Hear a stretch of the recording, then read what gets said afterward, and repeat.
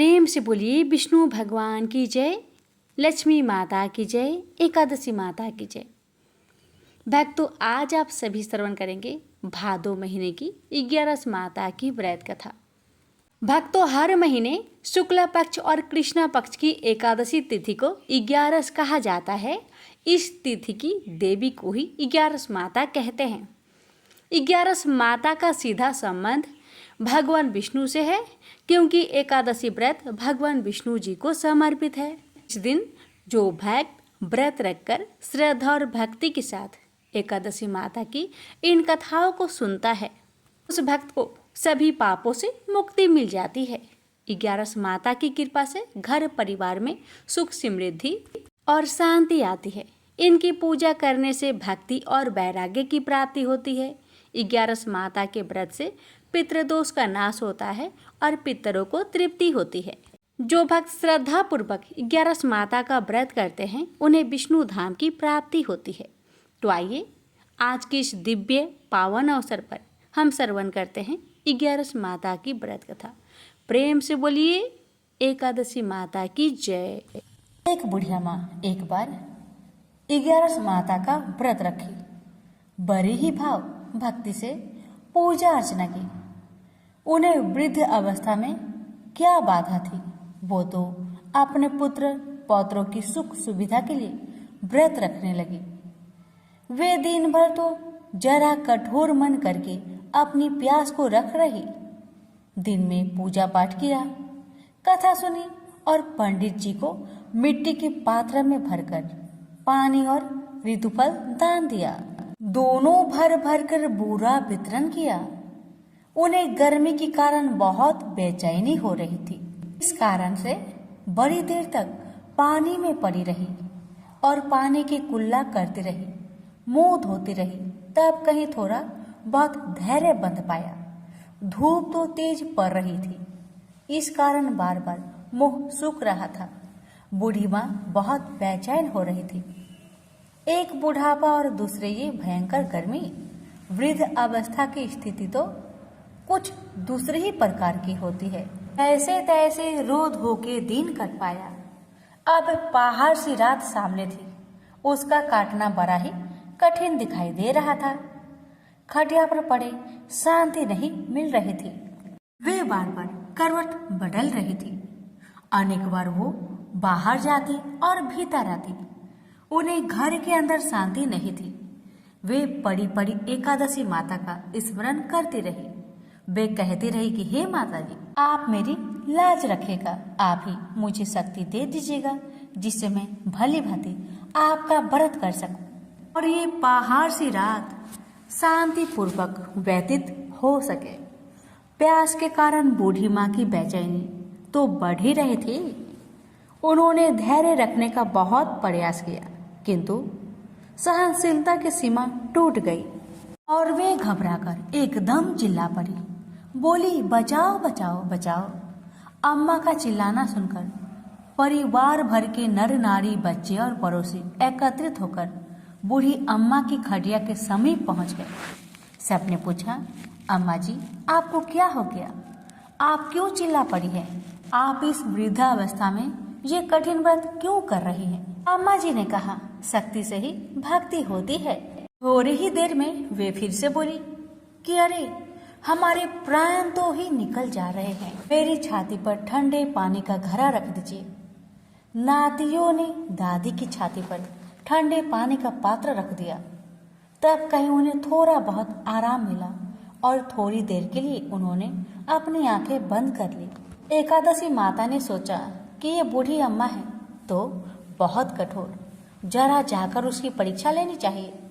वे आधी रात को मुर्गा बनकर टेर लगाने लगी। मुर्गा की आवाज सुनकर दादी जल्दी से उठी और बाहर जाकर आसमान की ओर देखा, किंतु आसमान में कहीं उन्हें प्रातःकालीन तारा दिखाई नहीं दिया। वे सोचने लगी कि ये मुर्गा क्यों और कैसे बोल गया है। ये तो आधा रात मालूम प्रतीत होता है। उन्हें प्यास तो बहुत लग ही रही थी। थोड़ा बहुत उनका मन भी विचलित होने लगा था, किंतु अंत में उन्होंने दृढ़ निश्चय किया कि मैं अब व्रत को पूर्ण करके ही छोड़ूंगी। चाहे कुछ भी हो जाए, मेरा प्राण ही क्यों ना निकल जाए। ये सोचकर फिर वे खटिया पर शिथिल होकर सो गई। थोड़ी ही देर में एकादशी माता ने उनकी फिर से परीक्षा लेनी चाहिए। एक छोटी सी बालिका एक गिलास में शरबत लेकर उनके सिरहाने खड़ी हो गई और जोर से बोली, दादी जी सवेरा हो गया, हाथ मुंह धोकर शरबत पी लीजिएगा। पहले तो शरबत का गिलास देखकर उनका मन ललचाने लगा, किंतु अचानक व्रत का स्मरण हो आया और उन्होंने सोचा कि मैं किसी भी प्रकार से अभी शरबत नहीं पी सकती हूँ, और वे शांतिपूर्वक अपनी खटिया पर लेट गई। फिर थोड़ी देर में उन्हें ऐसा लगा कि जैसे किसी ने उन्हें पानी के कुएं में पटक दिया हो। वे बड़ी देर तक उस कुएं में हाथ पांव चलाती रही, किंतु उन्होंने अपने मुख में पानी की एक बूंद भी नहीं जाने दी और वे दृढ़तापूर्वक अपना व्रत पालन करती रही। थोड़ी ही देर में न जाने कहां से सामने आग जलने लगी, जिससे भारी गर्मी बढ़ने लगी। प्यास के कारण प्राण निकलने लगे, किंतु बूढ़ी अम्मा का कुछ भी नहीं बिगड़ पाया। वे जहां की तहां मुस्कुराती हुई बैठी रही। थोड़ी ही देर में बाहर प्रकाश दिखाई देने लगा। ऐसा लगा कि जैसे सवेरा हो आया। बूढ़ी अम्मा ने जब बाहर निकलकर देखा तो समझ गई कि अभी सवेरा होने में 3-4 घंटे की देरी है। यह जानकर वे शांतिपूर्वक इधर उधर घूमने फिरने लगी। एकादशी माता ये बात अच्छी तरह से समझ गई कि ये बूढ़ी अम्मा किसी भी प्रकार से अपने व्रत से नहीं टल सकती। वे उनके सत्य व्रत को ही अच्छी तरह से समझ गई। सवेरा होते ही बूढ़ी माँ ने स्नान किया, भगवान का पूजा पाठ किया, एकादशी माता की कथा सुनी, ब्राह्मणों को दक्षिणा देकर भोजन करवाया। तब कहीं बूढ़ी अम्मा ने जल ग्रहण किया।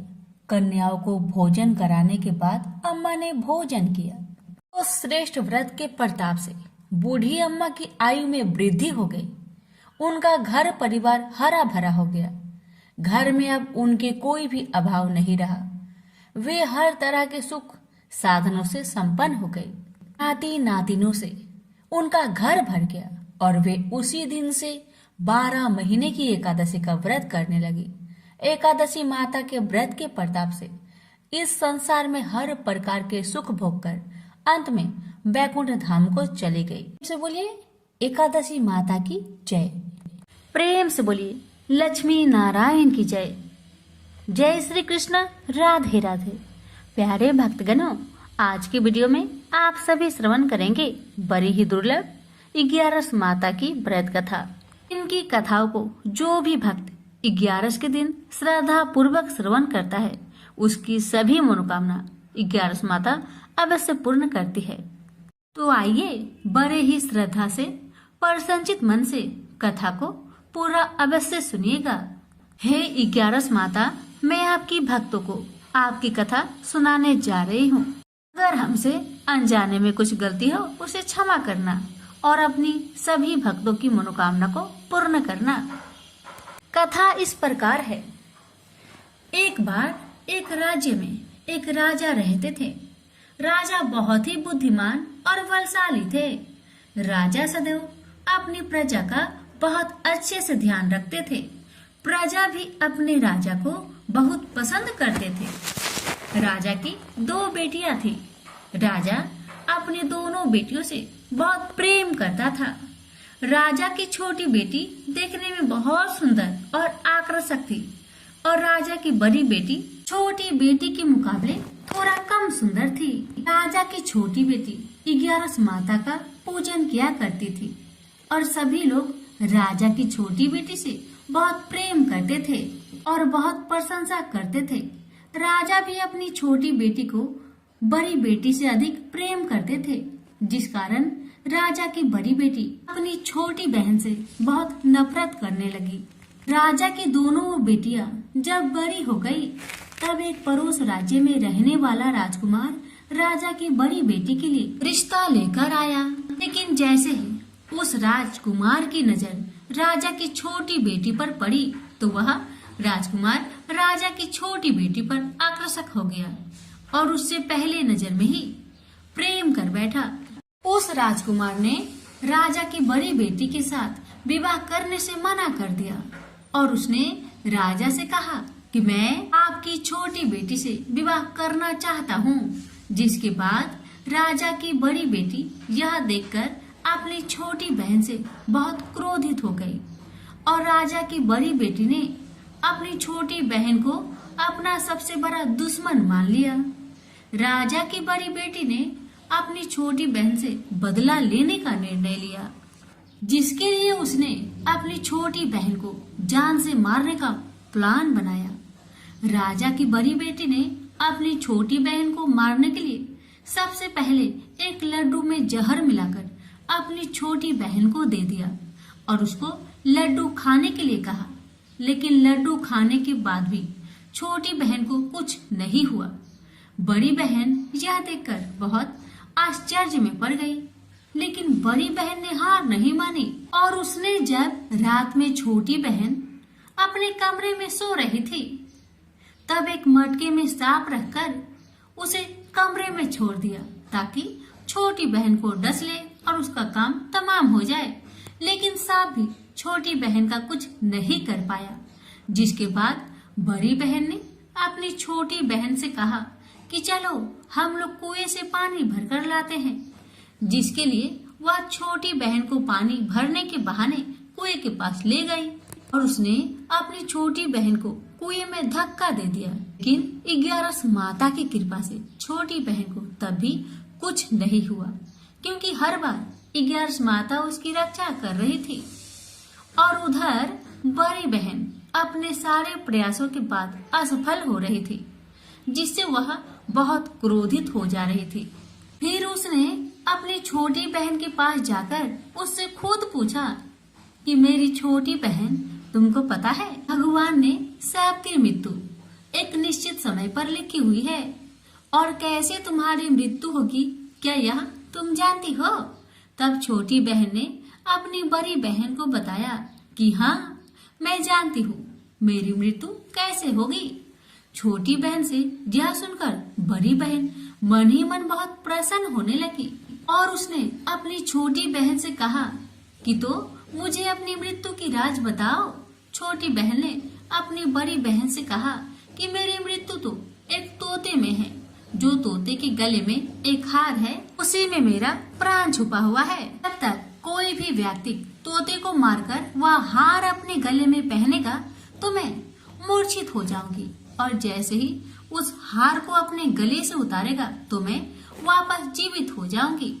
अपनी छोटी बहन की मृत्यु का राज जानकर बड़ी बहन बहुत खुश हो गई और वह अपनी छोटी बहन को मारने के लिए उसके पालतू तोते को ढूंढना शुरू कर दिया।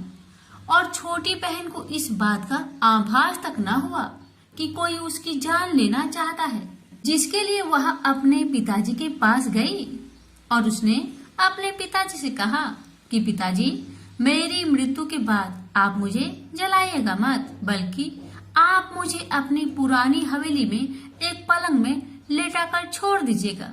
अपनी छोटी लड़की की यह बात सुनकर राजा बहुत आश्चर्य में पड़ गया और उसने अपनी बेटी से पूछा, बेटी तुम यह क्या कह रही हो? तब राजा की छोटी बेटी ने बताया, पिताजी, समय किसी के लिए नहीं रुकता है, कब क्या हो जाए किसी को कुछ पता नहीं है। और फिर राजा ने अपनी छोटी बेटी से कहा कि तुम ऐसी बातें क्यों कर रही हो? 2-3 दिन में तुम्हारा विवाह है। लेकिन छोटी बेटी ने अपने पिताजी को ऐसा करने पर मजबूर कर दिया और उसने वचन ले लिया। राजा ने भी अपनी छोटी बेटी की बात स्वीकार कर ली और 2-3 दिनों के बाद जब शादी का समय आया तब राजकुमार बारात लेकर राजा के घर आया और राजकुमार और राजा की छोटी बेटी का विवाह शुरू हो गया। जैसे ही राजा की छोटी बेटी राजकुमार के साथ फेरे लेना शुरू करती है तो उसकी बड़ी बहन अपनी छोटी बहन के कमरे में जाकर उसके तोते को पकड़ लेती है और उसको जान से मार देती है। तोते के गले में जो हार था उसको अपने गले में धारण कर लेती है। जैसे ही बड़ी बहन उस हार को अपने गले में धारण करती है तो उधर छोटी बहन 3.5 ही फेरे ले पाती है और वह फिर बेहोश होकर गिर जाती है। जिसके बाद राजा ने बड़े बड़े हकीमों को बुलवाया और अपनी छोटी बेटी का इलाज करने के लिए कहा। राजा की बात सुनकर वैद्य ने छोटी बेटी को जब चेक किया, राजा को बताया कि आपकी छोटी बेटी ना तो जीवित है और ना मरी हुई है। यह मैं ऐसी पहली बार देख रहा हूँ। राजा ने वैद्य और हकीम को ये बात बाहर बताने से मना कर दिया कि अगर तुमने यह बात किसी को बाहर बताई तो मैं तुम्हें फांसी दे दूंगा। राजा ने ऐसे दोनों को धमकाया। राजा ने अपनी छोटी बेटी को पुराने महल में जाकर एक पलंग में लेटा दिया और वहाँ पर कुछ सैनिकों तैनात कर दिया। वापस अपने महल पर आ गया। राजा की बड़ी बेटी अपने पिताजी के पास आई और कहने लगी, पिताजी अगर यह शादी संपन्न नहीं हुई तो आपकी इज्जत का क्या होगा? आप कहे तो मैं आपकी इज्जत बचाने के लिए राजकुमार से शादी करने के लिए तैयार हूँ। जिसके बाद राजा ने अपनी बड़ी बेटी की बात मान ली और राजा ने बड़ी बेटी को छोटी बेटी के कपड़े पहनाकर मंडप पर भेज दिया। लेकिन राजकुमार यह जान गया कि यह राजा की छोटी बेटी नहीं बल्कि बड़ी बेटी है। लेकिन जब राजकुमार ने शादी करने से मना किया तो सभी लोग ने राजकुमार को विवश करके राजा की बड़ी बेटी से बचे हुए फेरे संपन्न करा दिए और विवाह करवा दिया। जिसके बाद राजकुमार राजा की बड़ी बेटी को अपने महल ले गया। राजकुमार राजा की बड़ी बेटी से ना तो बात करता था, नहीं उसको पसंद करता था और ना ही उसके आसपास भटकता था।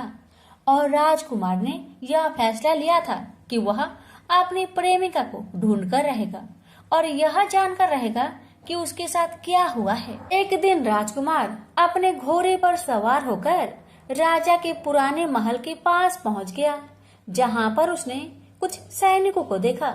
महल के पास पहुंचकर राजकुमार ने जब महल को ध्यान से देखा तो वह समझ गया कि यह तो हमारे ससुर जी का महल है।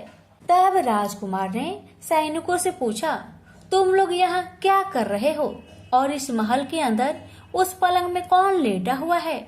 जिसके बाद सैनिकों ने बताया कि यहाँ पर राजा की छोटी बेटी लेटी हुई है। यह सुनकर राजकुमार बहुत प्रसन्न हुआ और चिंतित भी हुआ।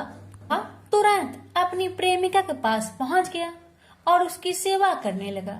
जैसे ही रात हुई तो राजा की छोटी बेटी उठकर खड़ी हो गई। राजकुमार यह देखकर बहुत खुश हुआ और उसने अपनी प्रेमिका से पूछा कि तुम यहाँ क्या कर रही हो? तुम मेरे साथ मेरे घर चलो। राजा की छोटी बेटी ने राजकुमार को सारी बातें बता दी कि मेरी जान एक तोते में बसी थी और मैंने यह सब सिर्फ अपनी बड़ी बहन को बताया था और मुझे पता है कि उसने ही मुझे मारने का प्रयास किया है। उसके पास एक हार है जिसको वह सुबह पहन लेती है और रात को उतार देती है। जब तक वह हार को पहने रहती है तब तक मैं मूर्छित रहती हूँ और जैसे ही वह हार को उतार देती है तो मैं जीवित हो जाती हूँ और जब तक मेरी बहन के पास वह हार है तब तक मैं ऐसे ही जीवित और मूर्छित होती रहूंगी। अगर मेरी बड़ी बहन के पास जो हार वह मेरे हाथ लग जाए तो मैं हमेशा के लिए जीवित हो जाऊंगी। राजकुमार यह बात सुनकर राजा की छोटी बेटी के पास रहने का निर्णय ले लिया और उसने अपने बचे हुए सारे फेरे उस पलंग में लेटी राजकुमारी की छोटी बेटी के साथ ले लिए और अपना विवाह को पूर्ण कर लिया और वहीं पर रहने लगा। देखते ही देखते कुछ समय में राजा की छोटी बेटी और राजकुमार की पत्नी पेट से हो गई। एक दिन राजकुमार को किसी काम से बाहर जाना पड़ा। तब छोटी बहन के पेट में बहुत तेज दर्द होने लगा, जिसके बाद उसने 11 माता का ध्यान किया। जिसके बाद वहां पर 11 माता प्रकट हुई और उन्होंने अपने भक्तों के दर्द को दूर किया और एक पुत्र की प्राप्ति करवाई। और वहीं पर अचानक से राजकुमार भी आ गया। राजकुमार ने 11 माता को देखा तो वह आश्चर्य हो गया और उसने तुरंत माता को प्रणाम किया और 11 माता ने राजकुमार से कहा, जब तुम्हारा बेटा 5 वर्ष का हो जाए तो तुम अपनी पत्नी के हार आकर इसके गले में डाल देना। और देखते देखते राजकुमार और राजा की छोटी बेटी का पुत्र 5 वर्ष का हो जाता है। तो राजकुमार अपने बेटे से कहता है कि बेटा, मैं कुछ काम से बाहर जा रहा हूँ, तुम अपनी माता का ध्यान रखना। और वह वहाँ से चला जाता है। राजकुमार को बाहर निकलता देख बड़ी बहन के सैनिक देख लेते हैं और वह बड़ी बहन को जाकर सारी बातें बता देते हैं। जिसके बाद बड़ी बहन अपनी छोटी बहन के पुत्र को वहाँ से उठवा लेती है और उसको मरवा देती है। छोटी बेटी के पुत्र के 2 टुकड़े करवा देती है। पहला टुकड़ा चक्की के पास छुपा देती है और दूसरा टुकड़ा अपनी पलंग के नीचे रख देती है। 11 माता बड़ी बहन की सारी करतूत अपनी आंखों से देख रही थी। उनसे रहा नहीं गया। वह एक भिखारी का रूप लेकर बड़ी बहन के पास चली आती है, जिसके बाद वहाँ पर भिक्षा मांगने लगती है। बड़ी बहन अपने नौकरों से कहती है कि जाकर भिक्षा दे दो, लेकिन जैसे ही नौकर 11 माता को भिक्षा देने के लिए आते हैं तो माता उन्हें मना कर देती है और कहती है कि मैं तुम्हारे महारानी से ही भिक्षा लूंगी, जाओ जाकर कह दो। इसके बाद बड़ी बहन स्वयं ही भिक्षा देने के लिए माता के पास आती है। तब माता एक बिल्ली का रूप लेकर उसके कमरे में चली जाती है और वहाँ पर छोटी बेटे के पुत्र के टुकड़े को जोड़ देती है और उसे जीवित कर देती है। उसे वहाँ से ले जाती है। राजकुमार अपने बेटे को लेकर अपनी पत्नी के पास जाता है और उसे कहता है कि तुम इसका ध्यान रखना। अगर तुम इस बच्चे का अच्छे से ध्यान रखोगी तो मैं तुमसे बात करूंगा। एक दिन राजकुमार बच्चे से कहता है कि तुम मम्मी से उनके गले का हार मांग लो।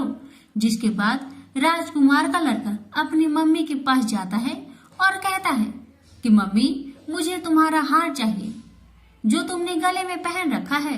यह सुनकर पहले तो बड़ी बहन बहुत क्रोधित होती है, पर उसको यह याद आता है कि राजकुमार ने कहा था कि अगर मैं इस बच्चे का ध्यान रखूं तो वह मुझसे बात करेंगे। इसके कारण वह हार को उस बच्चे को दे देती है और वह तुरंत हार ले जाकर अपने पिताजी को दे देता है। और तभी राजकुमार अपने बेटे को लेकर वहाँ से जाने लगता है और अपनी पत्नी से कहता है कि तुम हमारे लिए खाना बनाकर रखना, मैं शाम को आकर तुम्हारे साथ खाऊंगा। और वह अपने बेटे को लेकर वहाँ से चला जाता है। जिसके बाद वह राजा के पास जाता है और उनको सारी बातें बता देता है।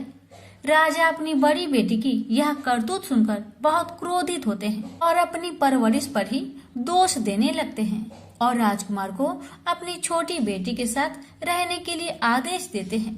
11 माता की कृपा से राजा की छोटी बेटी राजकुमार के साथ सुखी जीवन व्यतीत करने लगी और हर 11 को 11 माता का व्रत करने लगे। प्रेम से बोलिए 11 माता की जय।